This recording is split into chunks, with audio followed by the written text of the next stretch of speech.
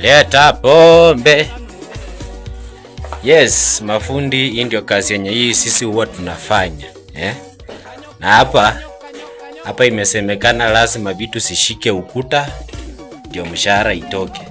So tumeamua kufiti mara hiyo teke once ndio kama mshahara kafanye kutoka manze. For the first time nimefiti mlango kwa ukuta na dirisha. Kazi yenye sijawahi fanya tangu nianze kufanya kazi, lakini naona ni kama nimefanya kazi smart, sio kazi mbaya.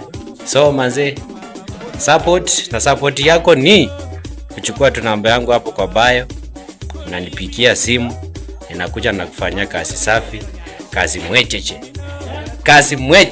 Umeshika moto nikuje? Kazi moto haijashika. Ama uuliza wana watch, wauliza kama wanaweza. Bwana fikiri imeshika moto nzima.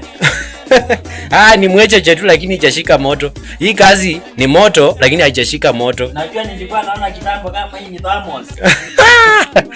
Waacha wewe ulikuwa unaona ni kama thermos. Mimi nilikuwa nafikiria ni ile kibuyu ya kuweka uji. Ile tulikuwa tunatumianga nursery school. Nilikuwa naona kama ni thermos hadi unaweza ekewa chai hapa. Hebu imagine hiyo ingekuwa ni thermos unaekewa chai. I say ingekuwa smart sana. Wale watu wanaundanga si waunde thermos inakaa hivi. Thermos inatoshana hivyo. Hii unaweka chai. Niko na hadi mrija. Imagine.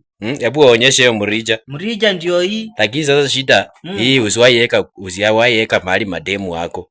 Unaona hiyo mrija unaona venye unaona sasa. Wewe utaarifu maneno wewe. Hii mrija. Hiyo ni angalia tu. Hebu